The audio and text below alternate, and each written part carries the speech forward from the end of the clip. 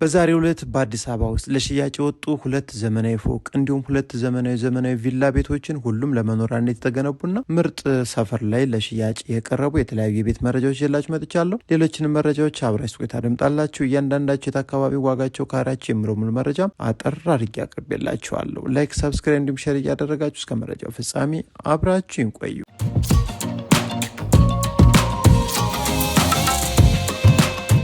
ሰላም ጤና ይስጥልን ውድ አድማጭ ተመልካቾቻችን እንደምንሰነበታችሁ። የክርስትና እምነት ተከታዮች እንኳን ለጌታችን ለመድኃኒታችን ለኢየሱስ ክርስቶስ የልደት በዓል በሰላም አደረሳችሁ። በዛሬው ዕለትም በአዲስ አበባ ውስጥ ለሽያጭ የቀረቡ ዘመናዊ ቪላ እንዲሁም ፎቅ ቤቶችን በጥሩ ዋጋ ምርጥ ሰፈር ላይ ገበያ ቀርበው የተገኙ ቤቶችን ይዤላችሁ መጥቻለሁ። ሁለት ዘመናዊ ፎቅ፣ ሁለት ዘመናዊ ቪላ ቤቶችን ሌሎችንም በማድረግ የነገርኳችሁ በርካታ ቤቶችን መረጃዎችን እንድትሰሙና ትክክለኛ ቤት ፈላጊ በትክክል እንገዛለን ካላችሁ እየመጣችሁ እነዚህን ቤቶች እናሳያችኋለን። ከሻጮች ጋርም እናገናኛችኋለን። በትክክል የማውቃቸውን በአካል በመገኘት ቤቶችን በጥሩ ሁኔታ ተመልክቼ ለእናንተ ያቀረብኳቸው ቤት መረጃዎች ናቸው። እንግዲህ ዛሬ ቀዳሚ አድርጌ ለእናንተ ያመጣውላችሁ ቤት ግራውንድ ፕላስ 2 ተደርጎ የተሰራ ቤት ነው። አቀማመጡ ወደ ምስራቅ ወይም ወደ ጠዋት ፀሐይ ሲሆን የሚገኘው በአያት 5 አካባቢ ነው። ከአትሌት ኃይሌ ገብረስላሴ ሪል ስቴት ቤቶች አጠገብ የሚገኝ ቆንጆ ሆኖ የተሰራ ለመኖሪያነት የተገነባ ግራውንድ ፕላስ 2 150 ካሬ ሜትር ሲሆን በጣም ቆንጆ የመኖሪያ መንደር ላይ የሚገኝ ነው። በውስጡ አነስተኛ አንድ ሳሎንና ተጨማሪ ትልቅ ሳሎን በአጠቃላይ 2 ሳሎን ይዟል። 2 ኪችን ወይም ማብሰያ ክፍል እንዲሁም 7 መኝታ ቤትና 7 መታጠቢያ ክፍሎችን የያዘ ሲሆን 2 የመኪና መቆሚያንም ይዞ ነው ለሽያጭ የቀረበው። ይህ ቤት እንግዲህ ምንም አይነት ወጪን የማይጠይቅ ንጹህና ጽድት ብሎ ያለቀም የፋይል ሁኔታም የማያሳስብ የተሟላ ነባር ፋይል ሲሆን አሁን ለሽያጭ የቀረበበት ዋጋ 35 ሚሊዮን ብር ድርድር አለው ተብሎ ገበያ ላይ ቀርቧል። ምናልባት እዛ አካባቢ ግራውንድ ፕላስ 2 እንዲሁም ሌሎችንም ማየት የምትፈልጉ ይህን ቤት አይታችሁ አማራጮችንም በቪላም በፎቅም በጅምርም ያለቁም እንዲሁም ቦታ ገዝታችሁ መገንባት የምትፈልጉም አካባቢ ላይ ያሉትን ለማወዳደር ይህን ቤት ለመግዛትም ዋጋውን ለማወቅ ይረዳችኋል። ቀድማችሁ ደውላችሁ መታችሁ እዩ።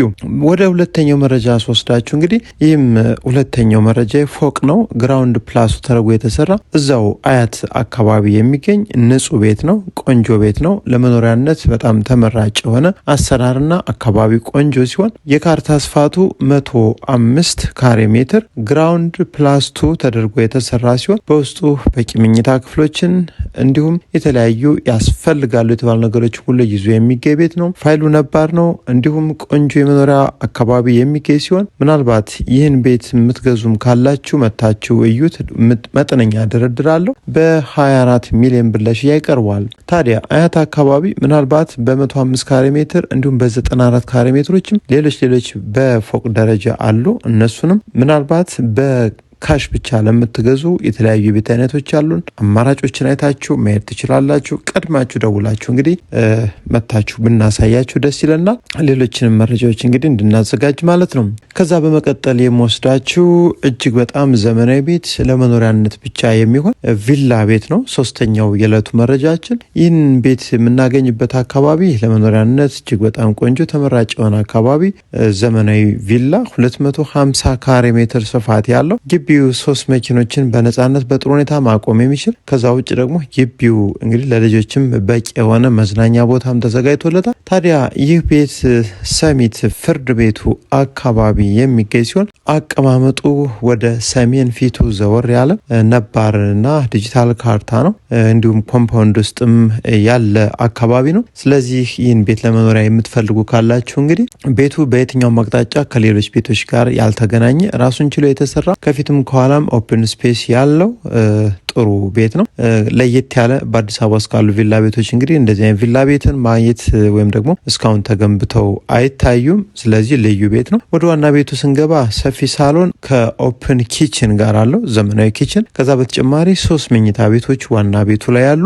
እነዚህ 3 መኝታ ቤት ሁለቱ የልጆች የጋራ ሻወር ቤት ያላቸው እንዲሁም ቁምሳጥን የየራሳቸው ያላቸው ሲሆን ትልቁ መኝታ ቤት የራሱ ቁምሳጥን ውስጥ ላይና መታጠቢያ ክፍልም በጥሩ ሁኔታ ሻወር ቦክስ የተገጠመለት ጥንቅቅ ብሎ ያለቀ ነው። እንግዲህ እንግዲህ ይህን ዋና ቤቱ ላይ ስናገኝ ከኦፕን ኪችኑ ጀርባ ወይም ከሳሎን ፊት ለፊት ጀርባ በኩል ደግሞ የእንግዳ መኝታ ቤት እንዲሁም የስራ አጋዥ የሰራተኛ መኝታ ቤት 2 ሰርቪሶች ማለት ነው።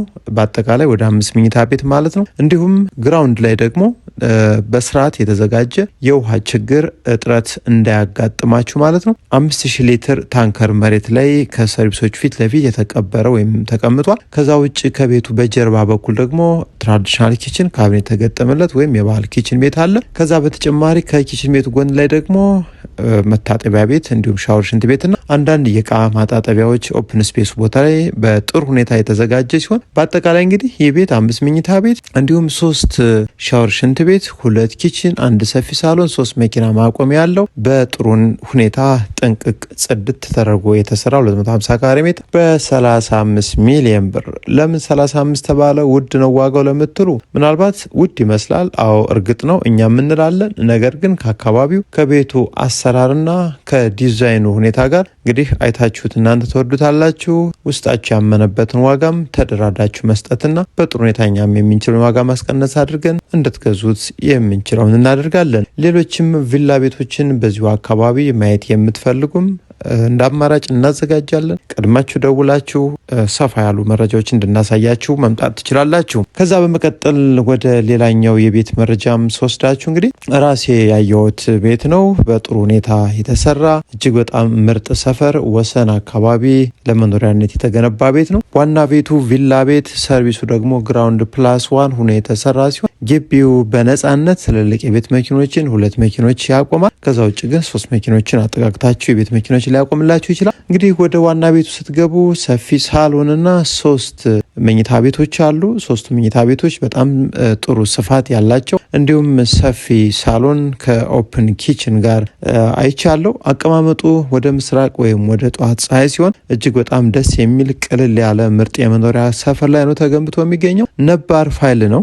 ዲጂታል ካርታ ነው። ወዲያውኑ መዋዋል ወዲያውኑ ስመዞር የሚችል ምርጥ ፋይል ነው። ስለዚህ ሰርቪሱ ላይ ደግሞ ግራውንድ ላይ የስራ አጋዥ ወይም የሰራተኛ መኝታ ቤት እንዲሁም ሻወር ሽንት ቤት የእንግዳ መኝታ ቤት የያዘ ሲሆን ሰርቪሱ አንደኛ ፎቅ ላይ ደግሞ ወደ 3 የሚጠጉ ክፍሎች አሉ።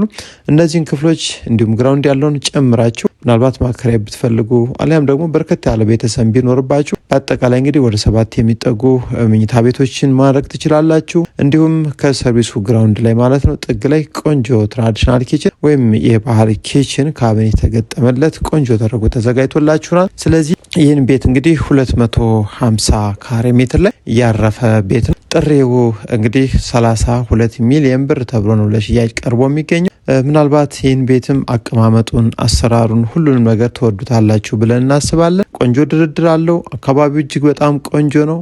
ምርጥ ቤት የምትፈልጉ ካላችሁ እንግዲህ ይህን ቤት ነገ ዛሬ ሳትሉ መታችሁ። ታዲያ ይህን ቤት ለማየት ስትመጡ በአካባቢው 45 የሚሸጡ 400 ካሬ ሜትር አካባቢ ያሉ የተለያዩ ወደ 3-4 የሚጠጉ ቪላ ቤቶች አሉ። እነሱን መጎብኘትና ማየት ትችላላችሁ። በአጠቃላይ የዛሬ ያቀረብኩላችሁ ቤት የሚሸጡ መረጃዎች እነዚህን ይመስላሉ። ታዲያ ሰሞኑን በአዲስ አበባ ውስጥ የሚሸጡ በርካታ ቤቶችን እንፈልጋለን። ምናልባት ከውጭ ወደ ሀገር ውስጥ የመጡ የተለያዩ ዲያስፖራዎች የተለያዩ የቤት አይነቶችን ይፈልጋሉ። በአፓርትመንት ደረጃ ዲጂታል ካርታ የያዛችሁ ካርታ የተሟላ እንዲሁም 100% ጥንቅቅ ያሉ በቦሌ እንዲሁም በሜክሲኮና ብስራተ ገብርኤል አካባቢ በተጨማሪም ሰሚት አካባቢ ወደ ሰንሻይን ሪል ስቴት ላይ ያላችሁ ካላችሁ በስራው ላይ እንዲሁም መሸጥ የምትፈልጉም ካላችሁ ብታደርሱን እንሸጥላችኋለን። ከዛ በመቀጠል በአዲስ አበባ ውስጥ በውጭም በሀገር ውስጥ ሆናችሁ ቤት መግዛት የምትፈልጉ ኢትዮጵያውያን ካላችሁ የምትፈልጉትን የቤት አይነት የምትፈልጉትን አካባቢ ጠቁሙን። የተለያዩ ቤቶች እኛ ጋሉ መምረጥና ማየት ትችላላችሁ ማለት። ስለዚህ መረጃን በዚህ ጨርሻለሁ። አብራችሁ ስለቆያችሁ ከልብ አመሰግናለሁ። አብዝተን እንጸልይ፣ ተስፋ እናንጣ። ሀገራችን ኢትዮጵያን ሰላም ያርግልን። መልካም ጊዜ